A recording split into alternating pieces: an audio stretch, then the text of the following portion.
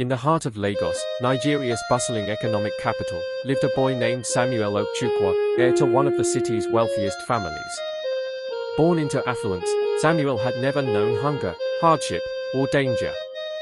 But beneath the gold-plated walls of his family's mansion was a deep and painful secret. His younger brother, Daniel, had gone missing 5 years earlier under mysterious circumstances. While the police investigation failed, and the family moved on in quiet despair, Samuel could never forget. And on his 18th birthday, he made a bold and dangerous decision to leave behind his life of comfort and go undercover as a poor street boy in the very slums where Daniel vanished. What he discovered would shake the foundation of everything he thought he knew. A birthday without joy. It was Samuel's 18th birthday. His friends brought gifts, his father unveiled a brand new sports car, and the media came to take photos of the billionaire's son. But Samuel wasn't smiling. Behind the cake and candles was a photo album. On the last page was a torn photo of two young boys, Samuel and Daniel, aged 12 and 10. That was the year Daniel disappeared while playing outside the family's beach house. With the blessing of no one but his heart, Samuel made up his mind. He would leave his riches behind and enter the streets to search for Daniel himself. From riches to rags. Samuel dressed in tattered clothes, packed a few essentials, and took a bus to Ajagun, rough, in a city community known for crime, overcrowding, and lost children. He introduced himself to strangers as Samu, an orphan from Ibadan. He slept under bridges, begged for food, and worked as a bus conductor during the day. At night, he walked through dark alleys, showing Daniel's photo to anyone who would listen. Most people laughed at him or ignored him.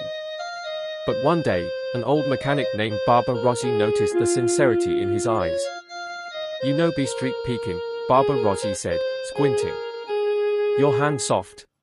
Wetting you fine for here."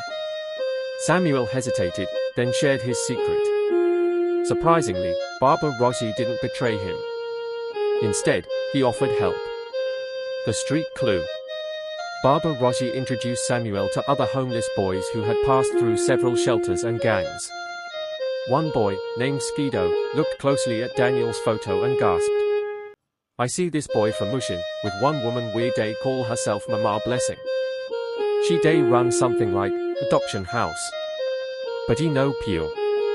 With a renewed sense of urgency, Samuel and Skido planned a way to infiltrate Mama Blessing's operation. Mama Blessing's shelter.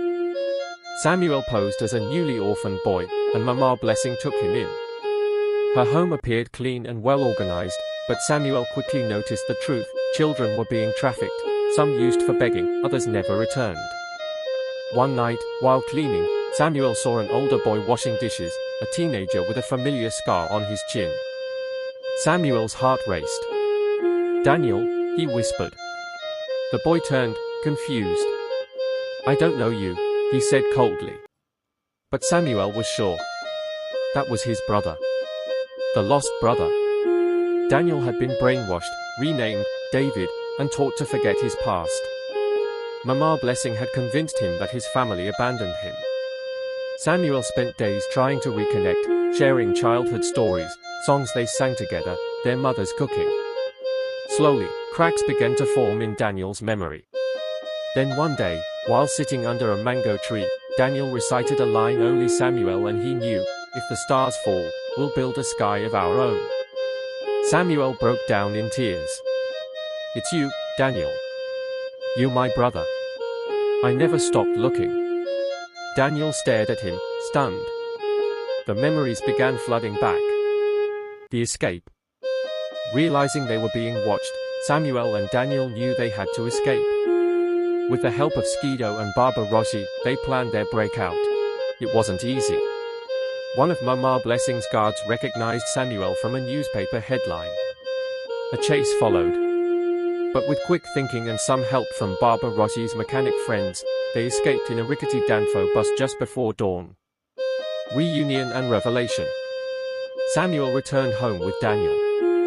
His parents, overwhelmed, wept with joy. The media erupted with headlines. Missing billionaire's son found after 5 years, thanks to his brother's bravery.